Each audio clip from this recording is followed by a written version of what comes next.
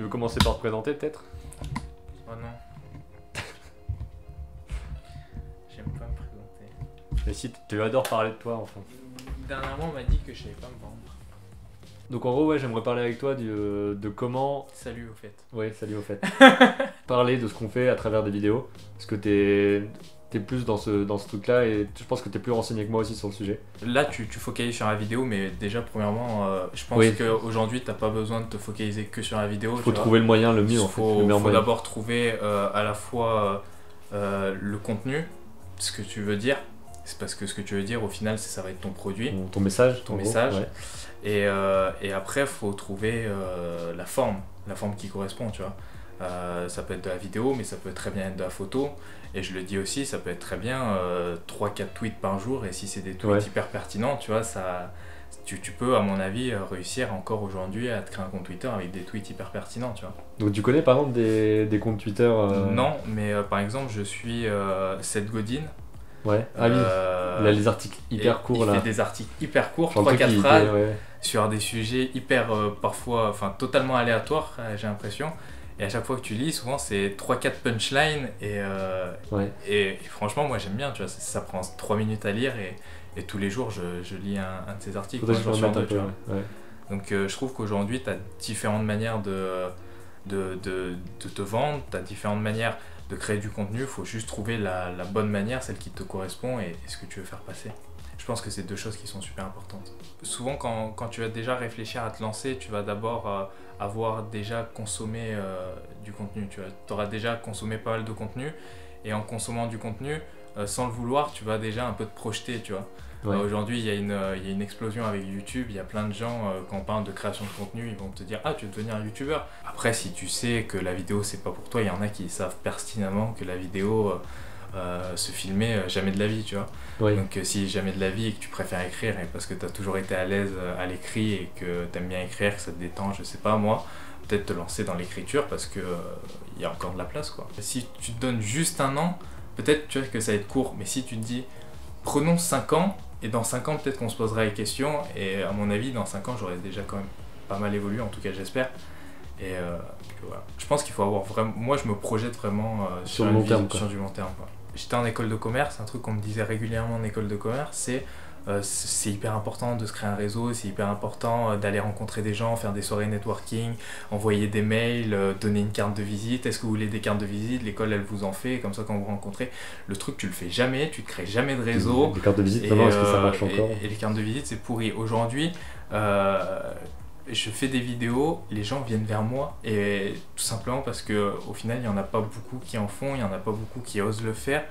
Et c'est pour ça que je dis à plein de gens, mais fais-le, tu vois, t'adores ça, t'as envie de le faire, fais-le, parce que déjà tu as décuplé ton réseau, mais de manière vraiment énorme, parce que en fait ce qu'Internet nous a permis, c'est juste d'avoir un peu plus de visibilité. Il y a très peu de gens qui parlent de l'univers numérique au sens large, de l'économie numérique, de la transformation numérique, et des innovations, et quel impact elles ont sur notre monde, et comment on peut prédire un peu le futur, entre guillemets, à notre échelle.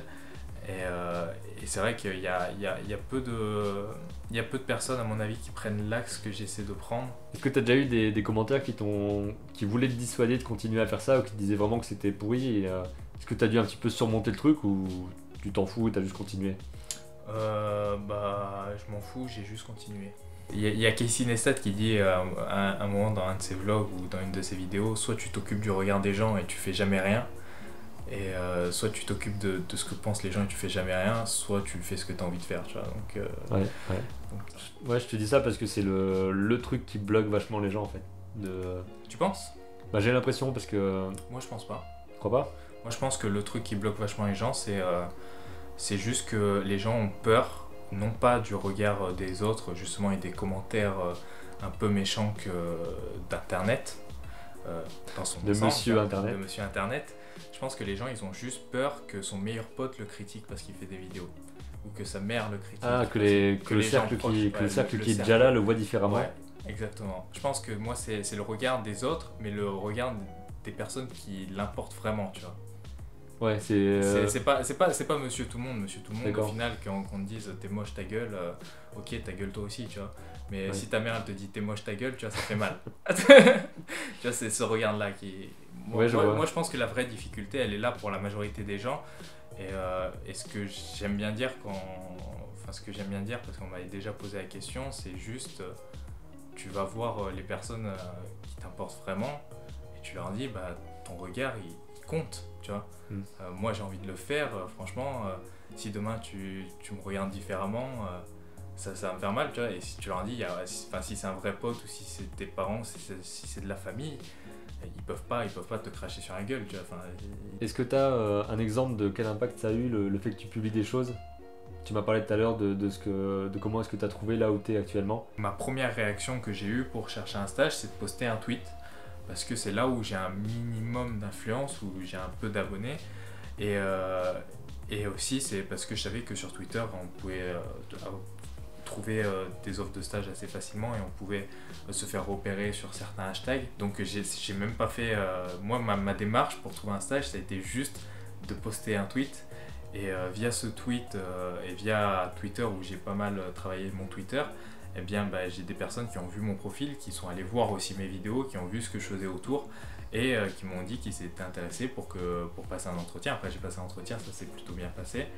Et puis maintenant, j'ai trouvé mon stage. C'est l'un des résultats aujourd'hui que l'on peut facilement mettre en avant. Puis ça correspond parfaitement à ta démarche en fait, parce que tu veux te bosser dans le digital et tu connais déjà assez les règles pour te dire ok, j'ai pas besoin d'envoyer des lettres et de faire des mails et d'aller voir 10 entreprises différentes. J'envoie un tweet et c'est les gens qui vont venir voir le truc et je vais faire en sorte que les gens me repèrent en fait. Aussi, il y en a beaucoup par exemple qui disent moi je veux travailler dans le marketing digital. Moi j'aime pas trop le terme marketing digital. Et tu regardes leur Twitter, tu regardes leur Facebook, bah ils font rien quoi. Enfin ils sont pas visibles. Donc le but du marketing c'est aussi d'être visible un minimum. Donc si toi t'arrives pas à être visible, comment tu vas faire en sorte que ma boîte va être visible, tu vois? Et au final il y a plein de gens comme ça. Et rien que d'en faire un tout petit peu, t'es déjà au-dessus de quasiment de la majorité des gens parce que personne ne fait rien, quoi, ou personne ne fait rien d'intéressant. Les seuls trucs qu'ils postent, les 3/4 des gens de notre âge, c'est 3 photos en soirée et la moitié... Et des selfies quoi. Et des selfies, donc pas des trucs forcément qui apportent de la valeur et qui apportent de la valeur à ton profil. Qu'est-ce que tu vois par rapport à ça? Comment est-ce que toi tu apportes de la valeur et comment est-ce que, par exemple, ceux qui regardent la chaîne, c'est plutôt des jeunes qui veulent se lancer dans le dessin ou en général, c'est pour ça que je te demande aussi à toi parce que t'es pas dans ce domaine-là, mais ceux qui veulent se lancer dans ce truc-là, comment est-ce qu'ils peuvent voir ça en tant que apporter de la valeur et quel type de valeur tu apportes et tu penses qu'ils pourraient apporter en fait?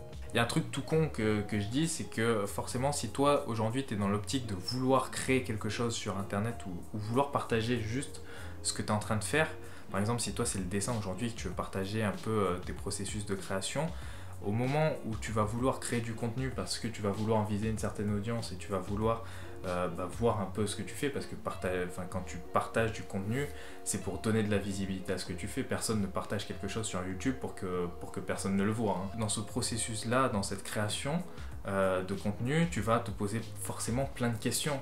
Et toutes ces questions vont être, même si elles se ressemblent un peu toutes, elles vont être un petit peu différentes si tu fais du dessin ou si tu fais du sport par exemple. Si tu fais du dessin, tu vas peut-être te poser la question de savoir comment je vais filmer ma feuille, comment je vais filmer ma tête et tout.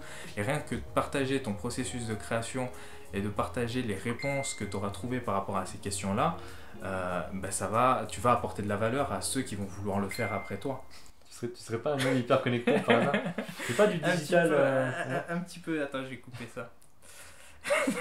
Et après je disais par exemple si un truc tout bête aussi pour apporter de la valeur, c'est juste toi quand t'es dans le dessin, on va reprendre, j'ai bégayé pendant 3 minutes. Alors si vous voulez avoir confiance en vous, Ah putain, cet homme dort 4 heures par nuit. ah putain, la fatigue. Ah. Et oui, c'est du travail hein, Et oui, donc je disais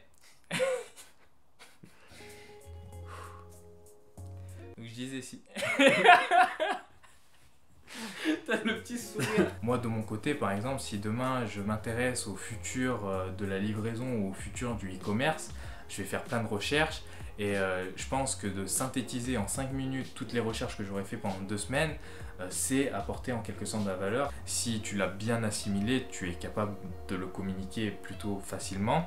Il y a cette partie-là, mais aussi par exemple, tu peux apporter de la valeur en faisant gagner du temps à la personne, parce que tout le monde n'a pas forcément le temps de passer des heures et des heures à faire des recherches, à s'informer sur tel ou tel sujet. Et si toi, en 5 minutes, tu arrives à vulgariser le sujet et à faire en sorte qu'il soit vachement accessible pour une majorité de personnes, c'est apporter énormément de valeur. Il y a beaucoup de gens qui n'ont pas le temps et qui payent des gens justement pour faire ce travail-là. Donc si toi tu arrives à le faire gratuitement et que ça te fait kiffer de le faire, tu vois, les vulgarisateurs ça marche bien pour ça, c'est parce qu'on n'a pas le temps de s'intéresser à tous les sujets scientifiques, et quand tu vois une vidéo de vulgarisation scientifique qui te fait comprendre la big picture en 5 minutes, t'es bien content déjà d'avoir la big picture, tu vois. Et après, si t'as pas peur du regard des autres, si t'as pas peur de te lancer, si t'as vraiment envie de le faire, tu te lances, tu te foires, tu te lances, tu te foires, test and learn et let's go quoi. Des petits mots anglais genre the big picture, test and learn. T'aurais pas fait une école de commerce par hasard? Un petit peu. Ouais. Je pense particulièrement que ton personal branding, donc c'est-à-dire tout ce que tu vas créer pour te vendre toi via la création de contenu, ça va être totalement lié avec ton parcours professionnel plus tard. Je vois pas pourquoi aujourd'hui qu'on peut se filmer avec un smartphone hyper facilement avec n'importe quel smartphone, qu'on peut se filmer et qu'on peut montrer exactement ce qu'on fait, pourquoi demain on va demander des CV, tu vois. Moi demain j'embauche quelqu'un, je préfère qu'il me montre ce qu'il sache faire. Tu peux te filmer, bah vas-y, filme-toi, tu vois. Mais en tout cas je pense vraiment qu'il y aura un gap entre les deux, tu vois. Entre celui qui va montrer ce qu'il fait et celui qui montre pas du tout, parce qu'aujourd'hui regarde, dès que tu veux savoir quelque chose, ton premier réflexe c'est de chercher sur internet, tu vois. Donc voilà, moi si demain j'ai envie de m'informer sur Benjamin Serbet, je vais aller sur Google, je vais pas te demander ton CV. Ce que tu es en train de dire, c'est que la création de contenu, en gros, globalement, c'est faire en sorte que quand on tape ton nom sur internet, on tombe sur les trucs qui te définissent le plus et ce que tu veux le plus montrer aux autres, en gros. Et ce qui va le plus te servir. Ouais, c'est un peu ça. C'est du référencement de toi, en fait. Ouais, c'est du personal branding. Ouais. Mais comment c'est quoi le mot en français, du coup, pour ça? Parce que tu dis pas la marque personnelle. Tu dis pas la marque personnelle, tu dis l'image de marque. Ouais, l'image de marque, ouais. En gros. Parce que l'image de marque, ça te fait penser au truc genre. C'est ton image. Ça fait genre Adidas et tout, il n'y a pas le côté personnel dans l'image de marque. Non, mais c'est ta réputation, tout simplement. Avant, la réputation d'un restaurant passait par le bouche à oreille. Aujourd'hui, il passe par les réseaux sociaux, il passe par des plateformes comme TripAdvisor, comme Yelp, comme Google Maps. Et ce n'est qu'une amplification de ce bouche à oreille. C'est juste qu'aujourd'hui, on est tous des utilisateurs connectés, et le fait d'être connecté, on se transmet le message comme ça. C'est une autre manière de se transmettre le message, donc voilà. Pour moi, le terme c'est réputation. Quelle belle conclusion. Est-ce que tu aurais un truc à dire genre sur ta chaîne et pourquoi on devrait y aller? Genre justement, essayer de te vendre. Là l'objectif c'est genre vas-y, vends-toi. Là l'objectif c'est de me vendre. Sur ma chaîne je parle essentiellement de l'univers numérique. Alors ça va toucher de tout ce qui est technologie, innovation, transformation numérique. On va essayer de répondre à toutes les questions qu'on va se poser dans 5 ou 10 ans ou même dans un futur très proche. Et c'est ce dont je parle. Alors dernièrement je parle beaucoup aussi des réseaux sociaux car ça a une place importante. Mais dernièrement, j'ai parlé aussi du phénomène des transports avec taxi et les Uber. Quel est l'objectif d'Uber? Quelle est la finalité? Et à quoi c'est quoi le mot? Quelle est l'ambition d'Uber au final? C'est plein... Pourquoi tu rigoles? Putain! Non mais quand t'as dit quel est le but du beurre, déjà j'ai eu du mal. Parce que dans ma tête, il y avait le but du beurre. Il y avait la plaquette de beurre, tu vois. Quel est le but du beurre? Quelle est l'ambition du beurre? Le beurre nous attaque. Mais voilà, tu sais pas te vendre. Je sais pas me vendre, putain, je sais pas me vendre. Non, sur ma chaîne, je parle de technologie, d'innovation, je parle de la transformation numérique et digitale et quel impact a le digital sur notre monde. Et j'essaie de répondre un peu aux questions qu'on peut se poser par rapport à tout ça. Voilà. Ben voilà. Donc en gros, là, il a réussi à synthétiser en 2 secondes ce qu'il a pas réussi à dire juste avant, parce que je lui ai mis un petit peu de la pression, tu vois. C'est ça. Tu vois, t'étais... C'est ça, je t'ai tendu là. Enfin, en gros, voilà, il parle de tout ça et si... Il me fouette. C'est pas vrai. Si je voulais parler avec lui, c'est parce que là, on en a pas vraiment parlé, mais ce sera peut-être l'occasion dans de prochaines vidéos, c'est le côté... À quel point la transition digitale, je crois que c'est ça le mot. Transition digitale, À quoi transformation digitale. Ouais, voilà, à quel point ça va pouvoir impacter aussi tout ce qui est dans le domaine créatif. On parlait de réalité virtuelle tout à l'heure. Pas dans la vidéo, il faudra aller voir l'autre. En gros, c'est une sorte de petite introduction pour vous dire un petit peu, d'aller vous renseigner là-dessus et de voir à quel point il y a de nouveaux moyens pour raconter des histoires et pour créer des choses, pour déjà la création en elle-même, mais ensuite pour la diffusion et pour comment est-ce que ça peut se propager aujourd'hui. Donc voilà, n'hésitez pas à aller regarder, je pense que c'est un bon complément et de pas seulement vous former sur comment dessiner, sur comment animer, mais aussi sur comment promouvoir tout ça et comment le communiquer quoi, tout simplement. Donc voilà, c'était tout ce qu'on voulait vous dire pour aujourd'hui, je te laisse le mot de la fin. Le mot de la fin. T'as la pression là. J'ai la pression. Abonnez-vous! Abonnez-vous à ma chaîne! Venez tous nombreux! Si je suis un bâtard, je coupe juste là.